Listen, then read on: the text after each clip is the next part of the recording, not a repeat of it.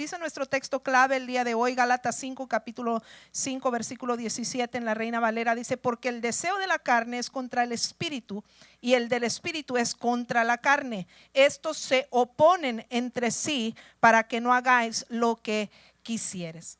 Según este versículo que acabamos de leer, el deseo del Espíritu de Dios para nuestras vidas y el deseo de la carne, que es nuestra naturaleza humana, el deseo de nuestros deseos humanos, ¿verdad? Están en constante oposición, son polos opuestos. Obviamente el deseo del Espíritu es hacer la voluntad de Dios, que hagamos la voluntad de Dios, y el deseo de la carne pues es seguir los deseos humanos que son controlados por Satanás, que siempre va a procurar que hagamos lo contrario a la voluntad de Dios. Por lo tanto, la carne siempre pues va a procurar esto, ¿verdad? Que hagamos lo opuesto al deseo de Dios para nuestras vidas. Y algunos piensan que este versículo o este pasaje de Gálatas 5 se refiere a esa lucha interna que hay en las personas antes de conocer a Cristo, antes de venir a seguir a Jesús como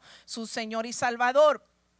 Y dicen, bueno, es natural, hay esa lucha, el diablo no quiere que te entregues a Cristo. Pero la verdad es que este pasaje fue escrito por Pablo, dirigido hacia la iglesia de Galacia, para ser específicos. Entonces Pablo está hablando a creyentes, no a no creyentes, personas que ya decidieron seguir a Jesús. Y les dice, obviamente están pasando situaciones en esta iglesia por las que Pablo les señala, siguen a Jesús, pero dicen seguir a Jesús, pero sus frutos me dicen otra cosa, están siguiendo los deseos de la carne y no los del espíritu. Y este no es la única ocasión en que Pablo trata este tema. Si nosotros leemos en nuestro propio tiempo Romanos capítulo 7 y capítulo 8, encontraremos que Pablo habla más a fondo sobre esta lucha interna del espíritu y de la carne. Y hay un detalle interesante, Pablo lo personaliza y dice: yo tengo esta ley dentro de mí que no me permite hacer lo que quiero hacer, hago lo que no quiero hacer. ¿Por qué? Porque hay una ley, una naturaleza humana pecaminosa que está en contra del espíritu. Mi espíritu quiere, pero la carne no quiere hacer lo que es correcto. Y Pablo se personaliza esta situación. Y tanto Gálatas como Romanos describen una lucha interna que experimentó Pablo, y no solamente los cristianos de Galacia, sino que experimentamos todos los que estamos en ese intento de querer seguir a Jesús. El apóstol Pablo se pone como ejemplo de algo que es una realidad universal, que todos los cristianos vivimos cada día. Hay una lucha interna, quiero hacer el bien, quiero agradar a Dios, pero a veces no siempre hago lo que es correcto. ¿Dónde radica entonces la solución para hacer la voluntad de Dios, para hacer lo correcto, para hacer lo que desea el espíritu y no la carne? ¿Dónde radica la solución a dicho conflicto? Según estos capítulos 7 y 8 de Romanos, la solución está en escoger la voluntad de Dios. Nosotros tenemos la habilidad de escoger hacer o no hacer la voluntad de Dios. Y más aún, dice el capítulo 8 de Romanos, podemos escoger cultivar una relación con el Espíritu Santo para que el Espíritu nos empodere para poder ganar este conflicto, y que gane el espíritu y no que gane la carne. Entonces esas son buenas noticias. Aunque hay una lucha interna universal, hay una solución que todos podemos adoptar si escogemos hacer lo que es correcto, porque Dios nos dio un libre albedrío. Eso es la habilidad de poder decidir por nosotros mismos qué hacer o no hacer, si hacer o no hacer la voluntad de Dios, si hacer nuestra voluntad o hacer la voluntad del Espíritu.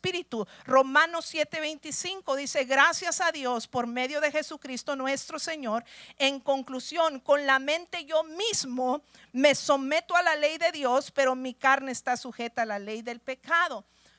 Entonces Pablo dice: yo puedo someterme.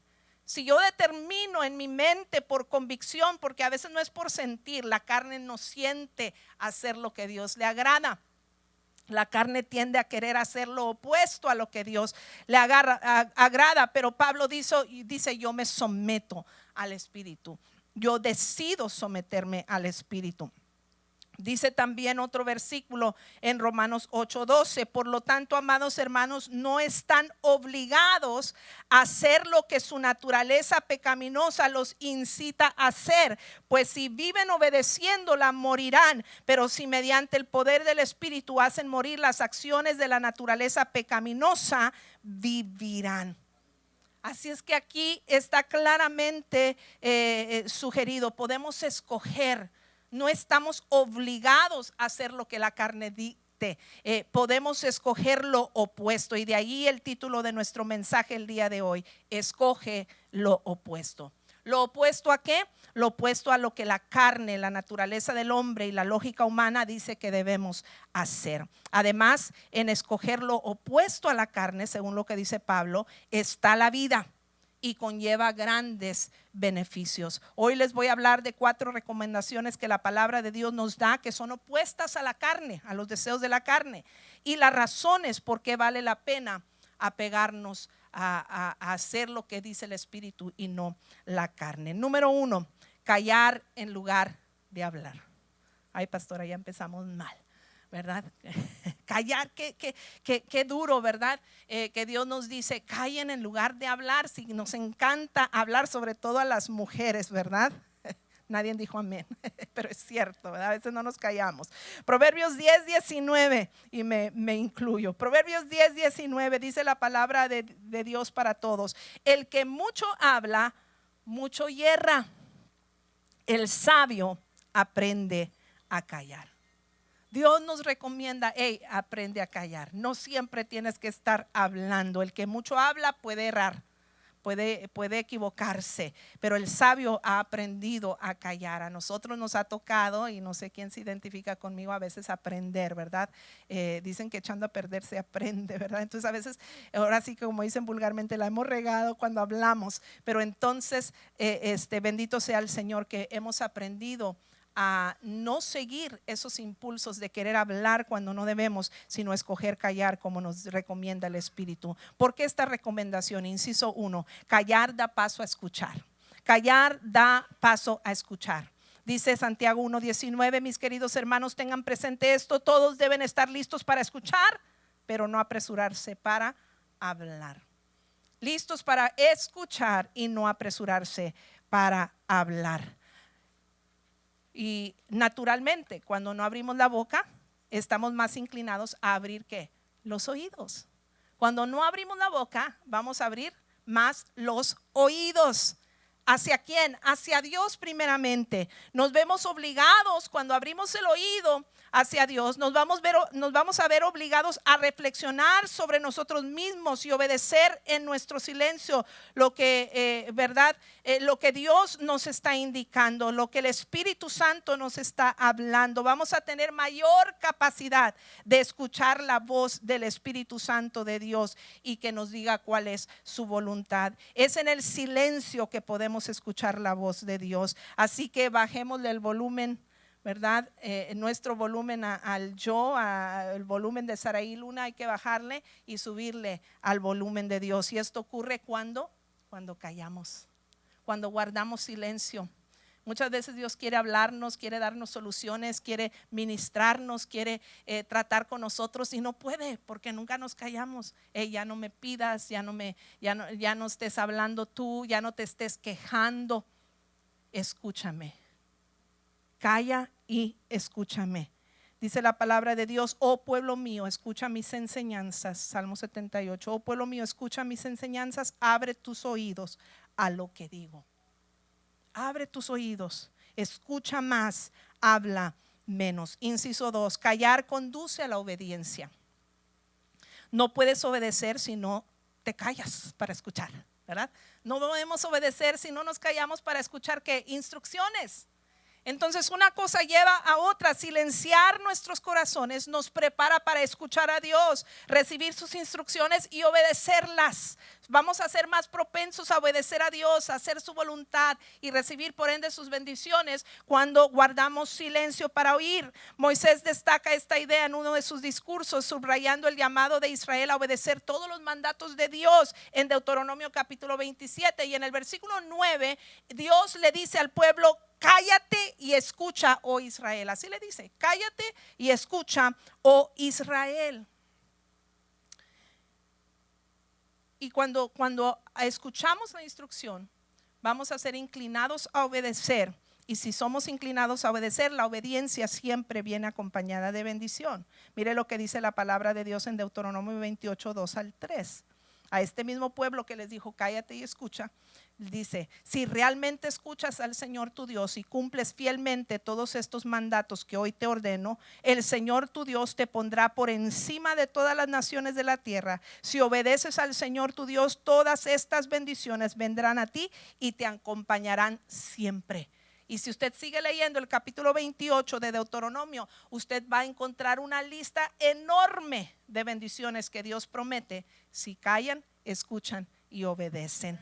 Así que los mandamientos de Dios y nuestra obediencia, porque nosotros también somos pueblo de Dios y estos mandatos también son para nosotros. Si los adoptamos, ¿verdad? Nuestra obediencia estará directamente ligada con nuestra capacidad de obedecer, de agradar a Dios y por ende recibir la bendición que la obediencia conlleva. Así es que hay que guardar silencio ante el Rey de reyes y Señor de señores. Inciso 3, callar produce descanso. Cuando yo sé que estoy haciendo la voluntad de Dios, sé que estoy escuchando a Dios, obedeciendo su voz, entonces puedo estar tranquila, estoy en su voluntad y Dios se va a encargar de todo lo mío. No tengo por qué preocuparme porque ya hice mi tarea, he guardado silencio y en ese silencio también encuentro descanso en saber que Dios se encarga de todo lo mío. Dice Éxodo 14:14, una corrección, Éxodo 14:14, el Señor peleará por vosotros mientras vosotros os quedáis callados, dice la Biblia de las Américas, esta versión. Si se quedan callados, otras versiones dice si se quedan quietos, si guardan silencio, dicen otras versiones, el Señor va a pelear por ustedes y ustedes van a poder estar tranquilos, van a poder estar quietos, porque el callar también produce descanso. ¿Sí o no? ¿Qué hacemos nosotros cada noche antes de irnos a dormir? Apagamos la luz, apagamos la tele y todo está en silencio. ¿Por qué? Porque ¿qué vamos a hacer? Vamos a descansar, porque hay algo que sucede cuando guardamos silencio que trae descanso a nuestra mente. Incluso por ahí la gente que se queda dormida con la tele prendida y todo eso, dicen los que estudian, ¿verdad?, la salud humana y todo eso, que no es recomendable. ¿Por qué? Porque no descansas igual. No descansas igual, aunque unos dicen que la tele los arrulla, bueno, no sé. Pero dice la ciencia que no vas a descansar igual, porque hay algo especial cuando guardas silencio que trae descanso. Y lo mismo es en el sentido espiritual.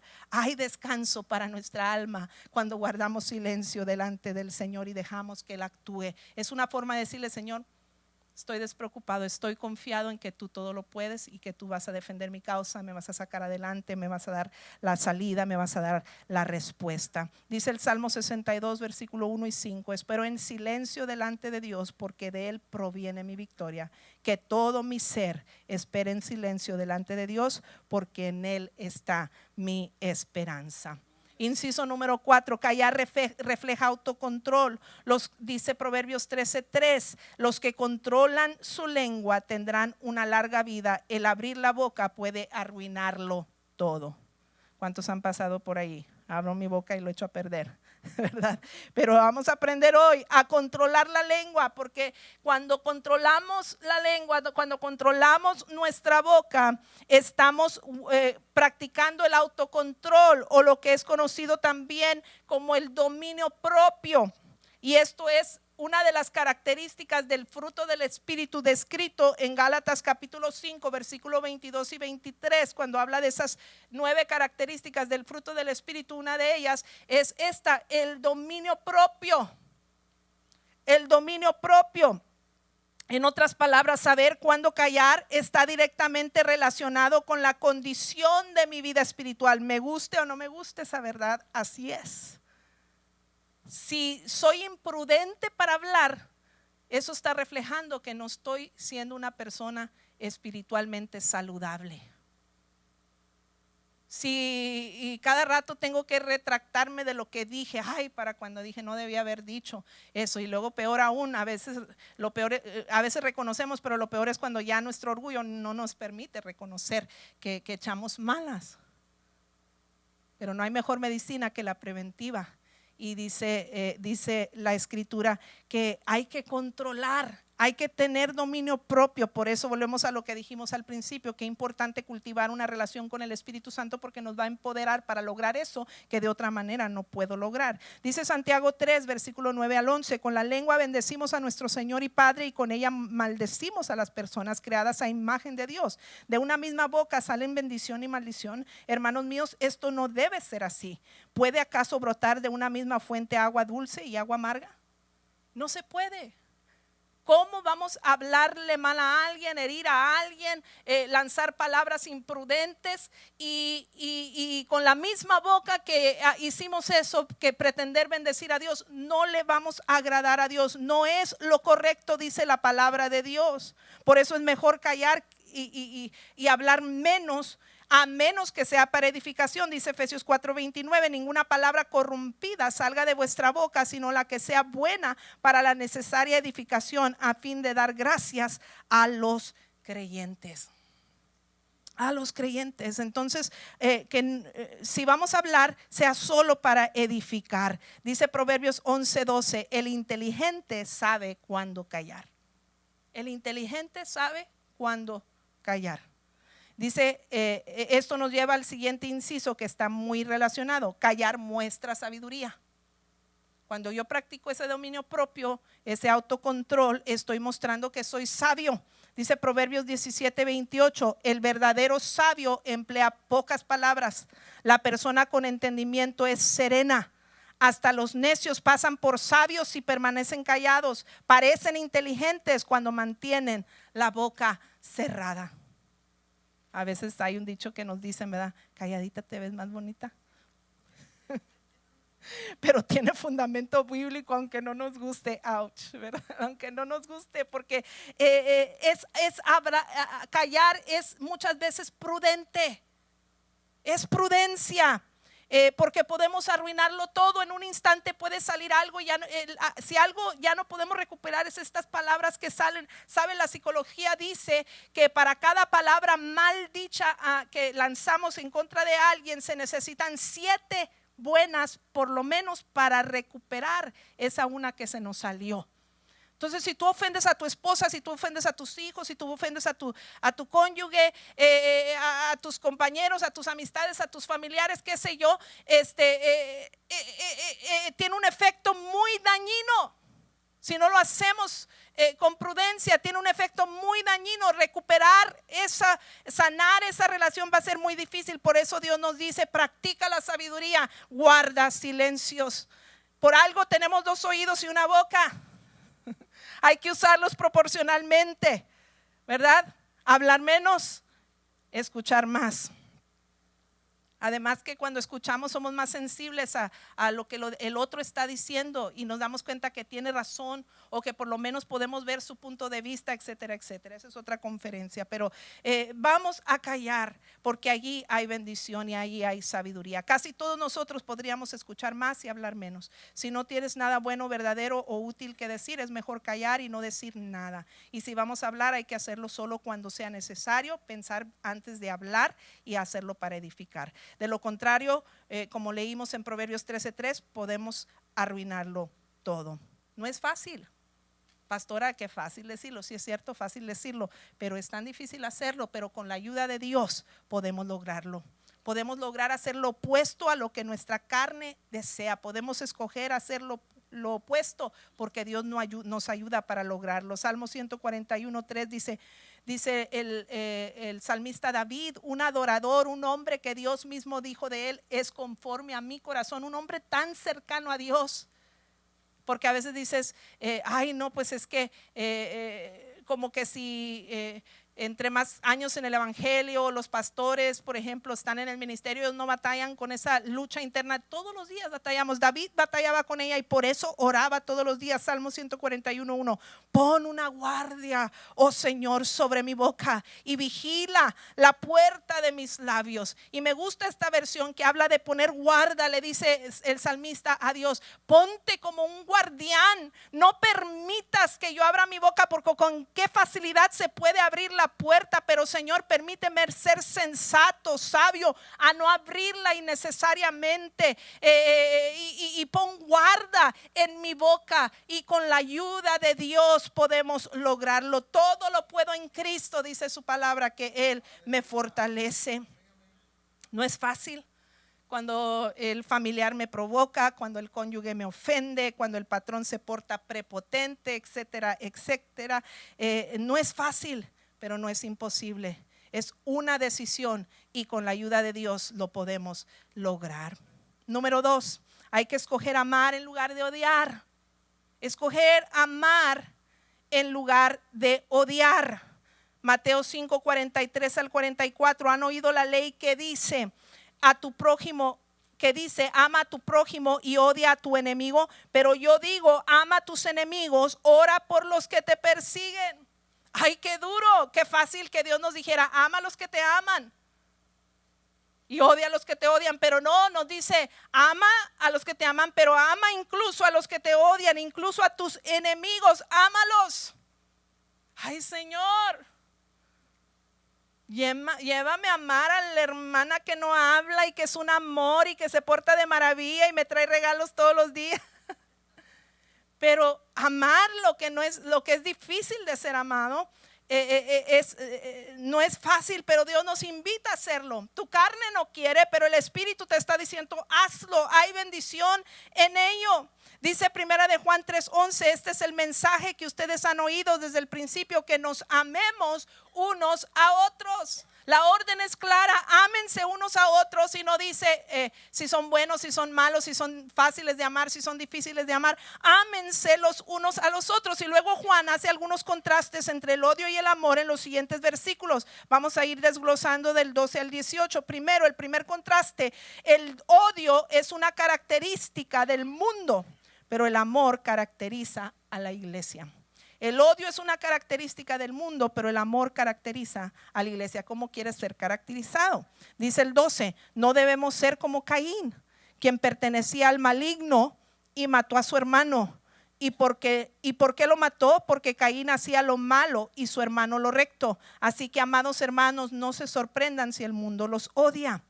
En este versículo 12, Juan usó el ejemplo de Caín, que mató a su hermano Abel en el libro de Génesis, para ilustrar el conflicto entre el mundo y la iglesia. El mundo a lo largo del tiempo ha rechazado a Jesucristo y por esto muestra hostilidad contra los seguidores de Jesucristo. Y Juan dice: no te extrañes si el mundo te aborrece, si el mundo te odia. Y hace ese contraste, porque el odio es una característica del mundo, pero el amor es una característica de la iglesia. Entonces, si estoy odiando, no estoy reflejando la iglesia de Cristo. Estoy reflejando más al mundo que al cuerpo de Cristo. Segundo, el odio tiene su origen en el diablo, mientras el amor viene de Dios. Dice el versículo 16: conocemos lo que es el amor verdadero porque Jesús entregó su vida por nosotros, de manera que nosotros también tenemos que dar la vida por nuestros hermanos. Mientras anteriormente leíamos que las palabras donde dice que Caín era el maligno, o viene del maligno, o actuó conforme al maligno. La palabra maligno es una referencia del diablo. Caín asesinó a su hermano porque era del diablo, porque se sometió al diablo. Por eso cometió ese pecado de asesinato, porque no conocía a Dios. Así es que toda la persona que no conoce a Dios está expuesta al diablo, así como Caín, de asesinar a su hermano, a lo mejor no literalmente, pero con nuestras palabras. Hello. Santiago 3 lo dice. No tengo tiempo, eso sería todo un tema aparte, pero podemos matar con nuestra lengua o podemos dar vida y escoger el amor en lugar de el odio. El amor, en contraste, viene de Dios. Dice 1 de Juan 4:8, porque Dios es amor. Porque Dios es amor. Tercero, el odio destruye la vida, pero el amor da vida. El odio destruye la vida, pero el amor da vida. Dice los siguientes versículos 14 y 15. Si amamos a nuestros hermanos creyentes, eso demuestra que hemos pasado de muerte a vida. Pero el que no tiene amor sigue muerto. Todo el que odia a su hermano en el fondo de su corazón es un asesino. Y ustedes saben que ningún asesino tiene la vida en él. Ay, pastora, qué duro. Si estoy guardando resentimiento contra alguien, si estoy odiando a alguien, si no amo, si hay falta de amor, si hay falta de perdón, la Biblia, no yo, la Biblia me compara a un asesino. Dios mío. Dios mío, qué severo. Dios, líbranos. El odio destruye de muchas maneras. Destruye a las personas, a las familias, a las naciones, a las amistades, etcétera, etcétera. Y en el caso de Caín, la envidia a su hermano causó la muerte a Abel. Uno puede leer estas historias reales también en cualquier periódico, noticiero de hoy en día. Tantos crímenes tan de odio. Incluso entre familias. Hijos matando a padres, padres matando a hijos. Dios mío, ¿dónde vamos a ir a dar? En contraste, sin embargo, hay esperanza. El amor da vida. Si yo he experimentado el amor de Dios mediante Jesucristo, yo puedo dar vida en lugar de muerte. El ejemplo más grande de amor lo encontramos en la muerte de nuestro Señor Jesucristo en la cruz del Calvario, donde dio su vida por nosotros. Yo no lo merecía, pero Él derramó su sangre preciosa por mis pecados. Como creyentes debemos imitar ese amor de Cristo hacia los demás. Dar de gracia lo que de gracia hemos recibido. Amar aún cuando la persona no es digna de ser amada. Y cuando hacemos esto, amada iglesia, desarmamos a Satanás. Desarmamos al enemigo y sus maquinaciones diabólicas para arrastrarnos a hacer lo que no agrada a Dios y lo que no es correcto y que nos va a traer condenación. Desarmamos a Satanás. Oye, se portaron mal con él, pero no le hizo nada. Mira, sigue amando, sigue amándolo. Hay una persona en mi vida que me ha ofendido mucho. Pero sabe, yo he llegado al punto, y se lo digo de corazón, donde sé que me va a volver a ofender. Sé que me va a volver a ofender. Pero he determinado perdonarle antes de que me ofenda. Y sabe, hay una liberación en mi espíritu de eso tan grande, que el enemigo no tiene esa arma que puede usar en contra de mí, del odio, del resentimiento, de la falta de perdón. Como creyentes tenemos que imitar el ejemplo de Cristo, pensar cómo Dios nos ama una y otra vez, aunque le somos infieles. Él permanece fiel. ¿Por qué no amar de la misma manera? Dice el versículo 16, conocemos lo que es el amor verdadero porque Jesús entregó su vida por nosotros, de manera que nosotros también tenemos que dar la vida por nuestros hermanos. El odio es la evidencia de la muerte espiritual, pero el amor es evidencia de vida espiritual. Dice el versículo 17 y 18, si alguien tiene suficiente dinero para vivir bien y veas un hermano en necesidad, pero no le muestra compasión, ¿cómo puede estar el amor de Dios en esa persona? Queridos hijos, que nuestro amor no quede solo en palabras, mostremos la verdad por medio de nuestras acciones, que se traduzca en hechos ese amor. Primera de Juan 4:20, si alguno dice que ama a Dios pero odia a su hermano, es un mentiroso, porque si no ama a su hermano a quien puede ver, mucho menos va a amar a Dios a quien no puede ver. Y Primera Corintios, el capítulo del amor 13 de Corintios, capítulo 13, versículo 4 al 7. El amor, entonces si está en nosotros, va a ser esto: el amor es paciente. ¿Y cuando necesitamos paciencia? A lo mejor con ese alguien que te saca de tus casillas, ¿verdad? Pero el amor, dice, es paciente. Cuando somos dominados por el amor y no por el odio, dice, el amor es paciente, es bondadoso, hace bien. Aun cuando me hagan un mal, dice la Biblia, vence con el bien el mal. El amor no es celoso, ni fanfarrón, ni orgulloso, ni ofensivo. No exige que las cosas se hagan a su manera, no irrita ni lleva un registro de las ofensas. A veces eso es difícil de cumplir. Llevamos registro y lo sacamos cada vez que podemos. Dios mío, ayúdanos. Dice, pero el verdadero amor no lleva registro de las ofensas recibidas. No se alegra de la injusticia, sino que se alegra cuando la verdad triunfa. El amor nunca se da por vencido, jamás pierde la fe, siempre tiene esperanzas y se mantiene firme en todas circunstancias. No en algunas, sino en todas. Créame, hermano, esto me ministró a mí primero. Número 3, dar en lugar de recibir. Dar en lugar de recibir.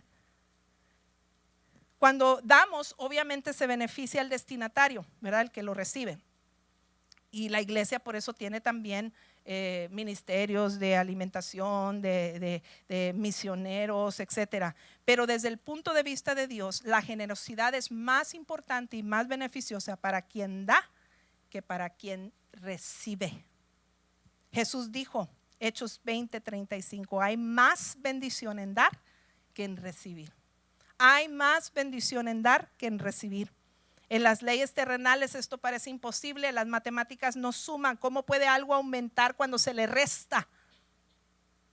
En la lógica humana, en la carne, decimos esto no es posible, pero en la lógica de Dios, Dios dice da y se te va a aumentar y va a haber un aumento. En parte por eso no, le cuesta tanto al ser humano desprenderse de algo suyo para dar a otro. Algunos hasta lo clasifican de injusto. ¿Cómo le voy a dar a alguien algo que me costó a mi trabajo, esfuerzo, sudor? Así como de la nada. Y nos cuesta desprendernos porque hasta tratamos de justificar. Y si a eso le añadimos la mentalidad egocéntrica que se ha sembrado en las culturas del día de hoy, que promueven el yo, que tú eres lo más importante y olvídate del resto del mundo, con que tú estés bien, con que tú te sientas bien, haz las cosas para ti nada más y olvídate de los demás. Si abrazamos esa mentalidad egocéntrica, la verdad es que muy poco vamos a practicar el principio de el dar. Pero en la ley de Dios, lo que parece imposible para el hombre es posible para Dios. Y Él dice, hay más bendición. Si te atreves a creer, si te atreves a practicar la generosidad, hay bendición en dar, más en dar que en recibir. Y no me refiero solamente a cosas materiales, damos nuestro tiempo, damos, ¿verdad? Nos entregamos a nosotros mismos en muchas otras formas. El dar va a traer aumento, dice la palabra de Dios. ¿Y a qué se refiere con esto? Hay un incremento, un aumento en necesidades suplidas. Es cierto, no, una persona no va a poder suplir todas las necesidades de todo el mundo, pero podemos contribuir a que haya menos necesidad. Cada vez que tú das una necesidad suplida, dice Filipenses 2:4, ninguno busque únicamente su propio bien, sino también el bien de otros. La versión The Message en inglés dice, olvídense de ustedes mismos el tiempo suficiente para tender una mano de ayuda. Olvídense de ustedes mismos el tiempo suficiente para tender una mano amiga. Estamos tan preocupados por el yo que no podemos preocuparnos por alguien más, pero detente por un momento. Deja de pensar en ti mismo y vamos a suplir la necesidad de alguien, que juntos podemos marcar la diferencia. La iglesia primitiva entendía este principio de tal manera que todos contribuían para las necesidades de los demás, de tal manera que no había necesidad en el pueblo de Dios, porque si alguien la tenía, inmediatamente se enfocaban a ayudarle a resolver esa necesidad. Y no solamente las físicas, sino también las espirituales. Miren lo que dice Hechos capítulo 2, versículo 44 en adelante. Los seguidores de Jesús compartían unos con otros lo que tenían, vendían sus propiedades y repartían el dinero entre todos. A cada uno les daba según lo que necesitaba, o a cada uno le daban según lo que necesitaba. Además, todos los días iban al templo y celebraban la cena del Señor y compartían la comida con cariño y alegría. Juntos alababan a Dios y todos en la ciudad los querían. Cada día el Señor hacía que muchos creyeran en Él y se salvaran. De ese modo el grupo de sus seguidores se iba haciendo cada vez más grande. Note, bendiciones físicas eran suplidas, pero también bendiciones espirituales, porque más personas creían y eran añadidas a la iglesia. Porque el regalo más grande que puedes compartir con alguien, la bendición más grande que le puedes dar a alguien es el amor de Dios, es hablarle de Cristo, es encaminarlo en las cosas del Señor. 2 Corintios 9:8 dice, y Dios proveerá con generosidad todo lo que necesiten, entonces tendrán siempre lo necesario. Habrá bastante de sobra para compartir con otros. Si Dios te ha bendecido, no es para que te lo quedes, es para que lo compartas con otros. Él te no es que te va a quitar de tus necesidades, te va a dar lo suficiente, pero dice, te va a dar de sobra para que puedas compartir con otros. Esa es la clase de Dios que nosotros servimos, y por algo nos dice, no porque es un ogro y quiere que nos hacernos la vida de cuadritos, no, Él sabe por qué nos está diciendo, mejor cosa es dar que recibir. Inciso 2, hay un incremento en gozo. Se goza la persona que recibe, dice 2 Corintios 9:12. Entonces las cosas buenas resultarán del ministerio de dar, se satisfarán las necesidades de los creyentes de Jerusalén, y ellos expresarán su alegría y su agradecimiento a Dios. O sea, se va a alegrar la gente que recibe, pero también te alegras tú por dar. Dice, no me dejarás mentir, pero se siente bien cuando ayudamos a otros, ¿sí o no? Nos sentimos bien cuando ayudamos a otros. Hay una satisfacción muy bonita en saber que ayudamos al necesitado. Dice Hechos 20:35 en la Nueva Versión Internacional, de esta misma frase, que mejor cosa es dar que recibir. Dice, hay más dicha en dar que recibir. Y otra versión dice, hay más alegría en dar que en recibir. Hay un dicho chino que dice, ¿quieres felicidad durante una hora? Toma una siesta.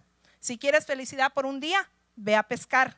Si quieres felicidad durante un año, heredera una fortuna. Si quieres felicidad para toda la vida, ayuda a alguien. Durante los siglos, los más grandes pensadores han sugerido lo mismo. La felicidad se encuentra en ayudar a los demás. Otras personas dijeron lo siguiente, León Tolstoy: el único significado de la vida es servir a la humanidad. Winston Churchill: nos ganamos la vida con lo que obtenemos, hacemos una vida con lo que damos. Ganador del Premio Nobel de la Paz, Muhammad Yunus, dice, ganar dinero es una felicidad, hacer felices a otras personas es una super felicidad. Cuando nosotros damos algo, ¿verdad? A cambio es bueno para ti, o cuando nosotros damos es bueno para la persona que lo recibe, pero también es bueno para ti. ¿Por qué? Porque también estás cumpliendo propósito. Da tu vida propósito. Cuando ayudas a los demás tienes propósito, y cuando hay propósito hay felicidad. Dice Goldie Hawn, cuando tienes una vida impulsada por un propósito, eres una persona más feliz. Por eso la gente que no tiene razón de vivir, que no tiene propósito, se anda queriendo suicidar. Pero la persona que da y tiene propósito y es feliz. Y fíjese, la investigación científica nos corrobora esta verdad. Nos respalda que dar es un camino poderoso hacia el crecimiento personal y la felicidad duradera. Gracias a la tecnología de resonancia magnética funcional, ahora sabemos que dar activa las mismas partes del cerebro que son estimuladas por la comida y por el sexo. En otras palabras, áreas que provocan placer. Esa misma parte del cerebro es la que es estimulada cuando nosotros damos. Es decir, hay placer, hay felicidad cuando nosotros compartimos con los demás. Los experimentos muestran evidencia de que en el altruismo, ese hábito de dar, está integrado en el cerebro y es placentero. Ayudar a los demás puede ser simplemente el secreto para vivir una vida que no solo sea más feliz, sino también más saludable, más rica, más productiva y más significativa. O si diéramos más que recibir. Dice Proverbios 11:25, el alma generosa será prosperada, y el que saciare, él también será saciado. Inciso 3, hay un incremento en la intimidad con Dios. Nos acercamos más a Dios, dice Mateo 6:21, porque donde está tu tesoro, ahí está tu corazón. Estamos diciéndole a Dios, tú eres lo que yo quiero imitar, lo que tú haces. Y esto nos trae más cerca a Dios. Cuando das como una forma de expresar tu amor hacia Dios, tu corazón se hace más cerca a Él, y nada en este planeta es más importante que estar cerca de Dios, que intimar con Jesús. Inciso 4, hay un incremento en el carácter cristiano. Nuestro Padre Celestial quiere que seamos conforme a su imagen. El carácter de Cristo es de un dador desinteresado. Él se dio desinteresadamente por amor a la humanidad. Nosotros debemos imitar su ejemplo. Alguien dijo una vez, dar no es la forma en que Dios levanta fondos, es la forma en que Dios levanta personas semejantes a Él. o a su Hijo Jesucristo. Cuando damos, desarrollamos y reflejamos el carácter de Cristo, nos parecemos más a Él. El inciso 5, hay un incremento en bendiciones. Es inevitable, das y Dios te bendice. No doy para que me bendiga, pero Dios me bendice de paso. Hay una bendición que acumulo en el cielo para la eternidad, dice Mateo 6:20, más bien acumulen para sí tesoros en el cielo, donde ni la polilla ni el óxido come, ni los ladrones se meten a robar. El Señor nos dice que en el cielo tienes tu propio primer banco nacional con tu cuenta personal, donde puedes invertir para la eternidad. Cada vez que compartimos con alguien, estamos acumulando recompensa en el cielo. Pablo escribió en Filipenses 4:17, no digo esto porque esté tratando de conseguir más ofrendas, porque le estaba agradeciendo a los filipenses por ayudarle en su tiempo de mayor necesidad. Dice, y no les estoy dando este agradecimiento para conseguir más ofrendas, dice, sino que trato de aumentar el crédito a su cuenta allá en el cielo. Porque habla de las riquezas en gloria y dice, quiero que aumenten ese crédito que tienen en el cielo. Cada vez que ustedes dan, están aumentando el crédito. Cada uno de nosotros tiene una cuenta en el cielo que podremos disfrutar cuando lleguemos a la eternidad. Y aunque no podamos llevarlo con nosotros esos depósitos, pero los estamos haciendo a nuestra cuenta celestial y antes de que nos vayamos de esta tierra. Pero en tanto que morimos, Dios también promete bendecirnos aquí en la tierra como consecuencia del dar. Un aumento en la tierra. Hay muchas personas o a muchas personas les cuesta creer que dar puede resultar en bendiciones materiales que se regresen al que da. Sin embargo, encontramos ese principio en las Escrituras. Proverbios 11, 24 y 25 dice, unos dan a manos llenas y reciben más de lo que dan. Otros retienen indebidamente sus bienes y acaban en la miseria. Una de las razones por las que el Señor revela que podemos anticipar tal aumento es porque quiere que reconozcamos que todo ese bienestar viene de parte de Él. Que estemos expectantes a recibir, pero también a reconocer que es por Él que lo recibimos. Dios ha elegido ser invisible, pero quiere que experimentemos las bendiciones tangibles en nuestras vidas.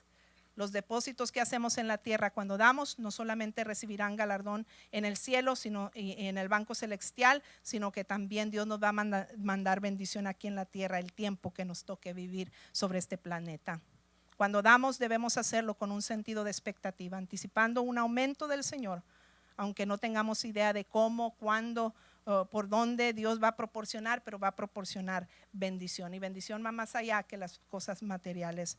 Y nuestra experiencia así personal ha sido que Dios es un Dios creativo, tiene tantas formas de bendecirnos. Recuerdo el testimonio de una persona que me platicaba que estaba con una deuda muy grande en su hipoteca de su casa y la iba a perder.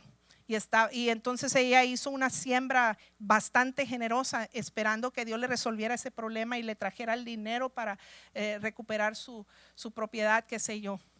Y dice, ¿sabes qué? Llegó el momento en que nunca recibí, yo quise renegar de Dios, nunca recibí algo, pues sembré tanto dinero y nunca recibí nada a cambio.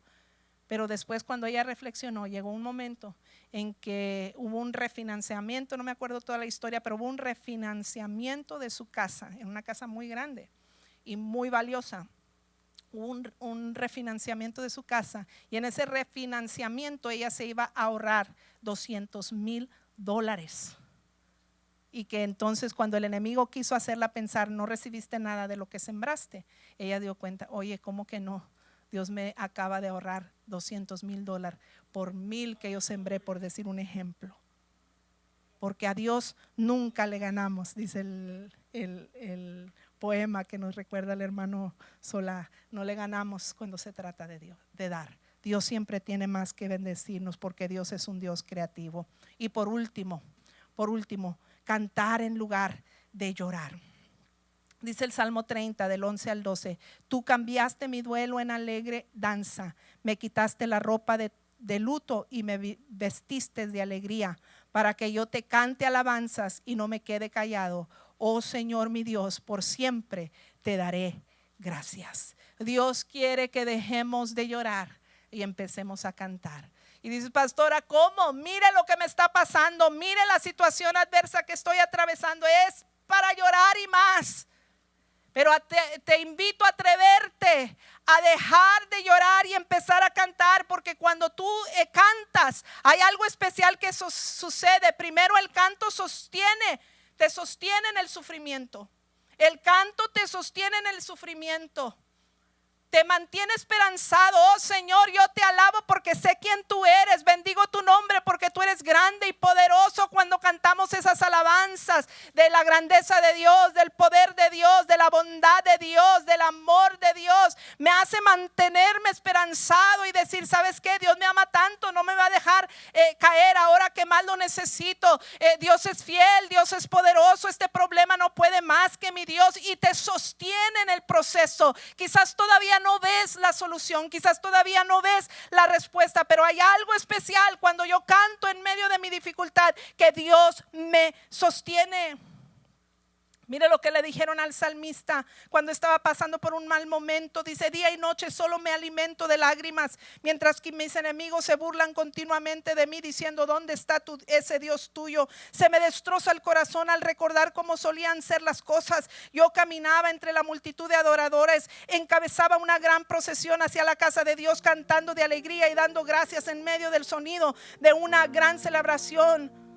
Es decir, Pablo está recordando, yo antes le cantaba a Dios, pero ahora estoy tan desanimado por la situación y la adversidad presente que se ha acabado el cántico. Pero luego reflexiona y dice el 5, porque estoy desanimado, se habla a sí mismo, porque está tan triste mi corazón. Pondré mi esperanza en Dios, nuevamente le alabaré, o sea, nuevamente voy a levantar mi canto, nuevamente le alabaré, mi Salvador y mi Dios. Ahora estoy profundamente desalentado, pero me acordaré de ti, aún desde el lejano monte Hermón, donde nace el Jordán, desde la tierra del monte de Mizar. Oigo el tumulto de los embravecidos mares, mientras me arrasan tus olas y crecientes mareas. Pero cada día el Señor derrama su amor inagotable sobre mí. Note los contrastes. Estoy en esta situación, pero cada día aún allí experimento, derramas tu amor inagotable sobre mí. Y luego dice, y todas las noches entono sus cánticos y oro a Dios, quien me da la vida. Oh, él mismo se exhortaba. Antes cantabas, ¿qué te impide seguirlo haciendo? Sube tu alabanza, levanta tu cántico en medio de los problemas. Eso le dice a Dios de que estás tranquilo, que estás dependiente de Él, de que estás confiando en Él. Eso le va a agradar a Él y Él va a obrar a tu favor. Moverá el corazón de Dios para que obre a tu favor. El salmista también habla de cánticos de liberación en otro de sus salmos. La aflicción del salmista era grave, pero no era una aflicción que silenció su canción. Dice el versículo 8, todas las noches entono sus cánticos, porque él sabía que había algo especial, que cuando cantaba se sostenían tanto que pasaba su proceso.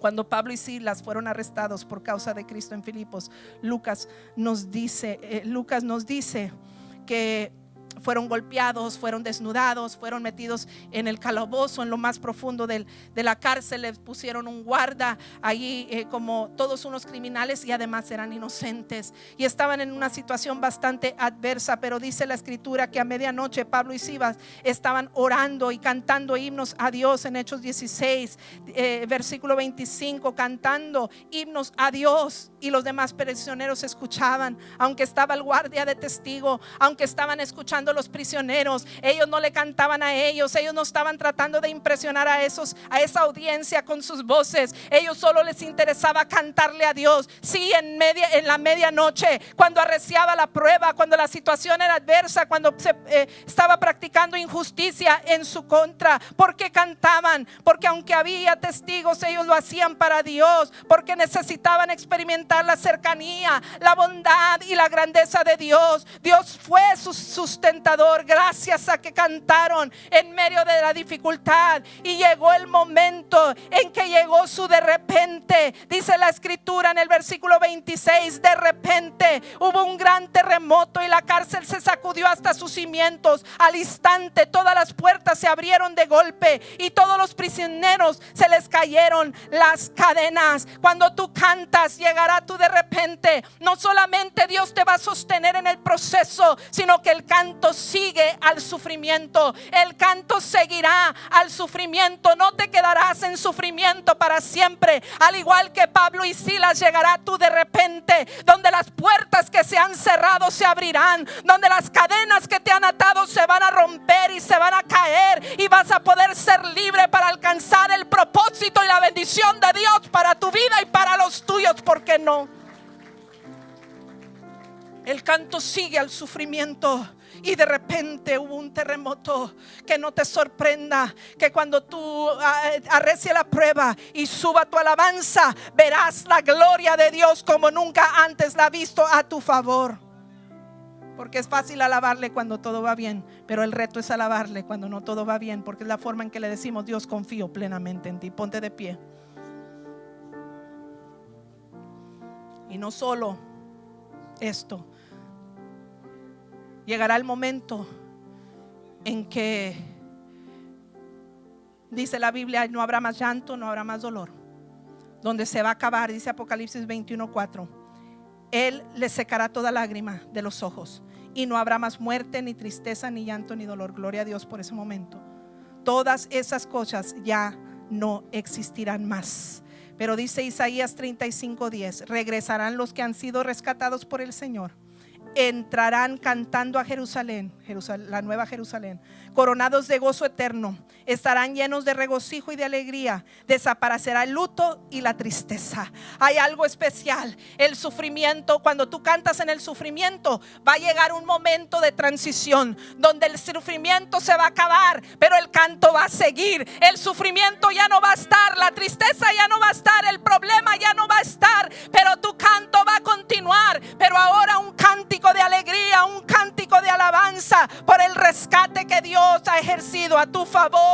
Se va el luto, se va la tristeza, pero el regocijo continúa. Que tú puedas practicar en medio de tu dificultad, que suba tu alabanza, porque hoy cantas en medio de tu problema, pero mañana cantarás por tu victoria. Alábale que Él vive. Porque dice Dios: mis pensamientos no son tus pensamientos. Tú escoge lo opuesto a lo que la carne dice, a lo que la gente dice, a lo que tu cultura dice, o lo que los medios de las comunicaciones dicen. Escoge lo opuesto y verás la gloria de Dios en esta tierra, pero más aún en la venidera. Porque dice Dios: mis pensamientos no son vuestros pensamientos, ni mis caminos los tuyos, dice Jehová. Como son más altos los cielos de la tierra, así son mis caminos más altos que vuestros caminos, y mis pensamientos más que vuestros pensamientos. Mi mente humana no entiende esa lógica. ¿Cómo voy a hacer esto si lo lógico es hacer lo otro? Pero Dios te dice: escoge lo diferente, escoge lo opuesto, escoge la voluntad de Dios, el deseo del Espíritu, y vas a experimentar las bendiciones que vienen a los espirituales. Padre, te adoramos y te bendecimos en esta mañana. Gracias por esta palabra que no vuelva vacía. Yo no sé qué estás pasando en este momento, yo no sé qué circunstancia te encuentras, pero si Dios ha ministrado, ha hablado a tu vida a través de esta palabra, ¿por qué no vienes un momentito al altar? Si el enemigo ha querido silenciar tu canto, trae tu problemática a Dios. Es tiempo de que suba tu alabanza y tu adoración en este altar. Si el enemigo ha querido que retengas y no des, es tiempo de venir y comprometerte y decirle: Señor, voy a empezar a practicar la generosidad. Si el enemigo ha querido que odies en lugar de amar, si el diablo te ha puesto pensamientos: no estás mal, es lo que merecen. Hoy escoge creerle a Dios: voy a amar aún a mis enemigos, aún lo que es difícil de ser amado. Voy a desarmar a Satanás y experimentar la bendición de lo alto. Y si has sido tentado a hablar cuando no debes, decir lo que no debes, ser imprudente con tus palabras. Es tiempo de decirle, venir a este altar y decirle: Señor, ayúdame, pon guarda mi boca, porque quiero agradarte y quiero tu bendición.